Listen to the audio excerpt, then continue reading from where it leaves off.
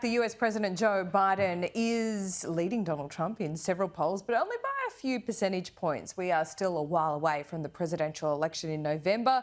There is still a lot of room for movement here. Joining me live is former White House Chief of Staff and now Bondi Partners consultant, Mick Mulvaney. Great to see you. So Joe Biden is ahead in a couple of polls. How much weight will he and his staff be putting in these ones? Well, they've been putting a good bit of weight on it because it's good news. Much of the polling they've seen this year had Joe Biden losing by a couple of points. And now there's 8 nationwide polls out that have Biden winning by a little bit. Again, you and I have talked many times before about national polls in this country. Since we elect people state by state, you don't really pay that close attention to them, but they can show momentum. And clearly, Joe Biden is doing better now than he was 6 or 8 weeks ago. And right now, the Biden team will take all the victories they can get. So, if Donald Trump wins, what's the state that delivers him the victory, do you think? The states it'll come down to, if you're looking ahead, if you're making plans to watch on election night 2024, the states you'll be watching for will be Pennsylvania, Michigan, Wisconsin, Georgia, Nevada, and Arizona. It's the same 6 states. It changes every couple of decades. It used to be Ohio and Florida. Now those are reliably Republican. Virginia used to be Republican. Now it's reliably Democrat. But right now, the 6 states that sort of will pick the winner are those 6. So if you're sort of looking down the road, or if you're looking at polling right now, instead of looking at nationwide polls, you'd be looking at polling in those 6 states where Donald Trump is still holding a very slight lead over Joe Biden. Okay, and what are people voting on? What's driving them? I imagine the cost of living crisis sweeping America is something that occupies voters' minds daily, and they'd be looking to whichever leader is going to deliver them a little bit of relief, right?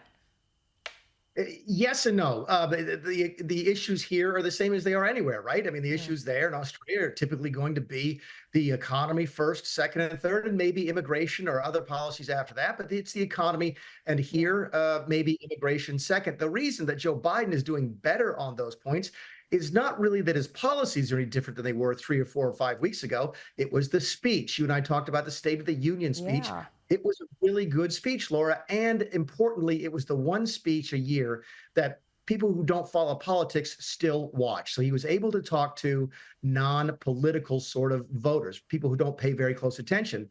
And it was a good speech. So I think these are the first polls now that you're seeing, these ones that have Biden winning a little bit. Those are the first polls we've seen that have come out entirely after the State of the Union speech. So clearly he got a bump from a good speech, as every politician hopes to get. Yeah, and things might just work out for Joe Biden in the economy as well.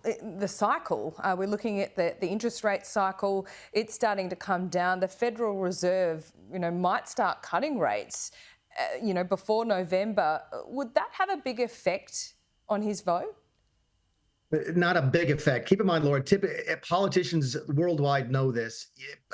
The economy doesn't translate into votes right away. Yeah. People don't feel bad on Monday, then go shopping on Tuesday and feel better and change their vote. He's probably got to do something by this summer. Inflation here is still sort of hanging around. The Federal Reserve had a meeting this week and said they were still planning on cutting rates, which would be good for Joe Biden, but they're not doing it right now. So typically speaking as a former politician, Joe Biden has to see this economy turn around dramatically by the summertime, June or July, maybe August. It's going to have an impact on the election. Yeah, I might just miss him. Finally, let's talk about Donald Trump's legal woes. I can't keep up, I got to be honest. Is that still hurting him, not hurting him? Is it helping him in some pockets? I saw a pollster, a friend of mine, one of the most famous pollsters in the country this week, give a speech and says it looks like Donald Trump is going to have his assets seized by the state of New York because of the judgment against him in New York, because of his inability to raise the bond necessary during his appeal, that they might literally slap a lock on the front door of Trump Tower in New York City. I'm not making that up. And no, it sounds bizarre, but that actually could happen. And what the pollster said was, that would probably be at least worth 5 or 6 points to Donald Trump in a national election. It would make him continue to look like a victim. So we're really sort of in an alternate universe here in the United States right now, where losing a case, losing $500 million, then having your assets seized help you politically. But it looks like that might be the way it works out. That was Frank, I take it? That was Frank Luntz, yeah. Yeah, right. So what does he think? What's his prediction at this point?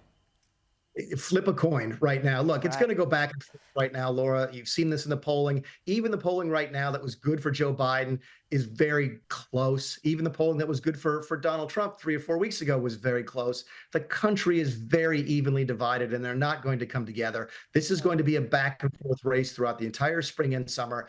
Both of these candidates are able of sticking their feet deep in their mouths. So you could always have somebody make a big mistake late. It's going to make for some compelling television and watching for the politicos amongst us. Absolutely. Well, I'll tell you what, that was a compelling dinner we had in the midterms with you and Frank Lutz. And he was spot on then, and closely follow what he and you say in the lead up to November. Mick, thanks so much. We'll check in with you soon. Thanks, Laura.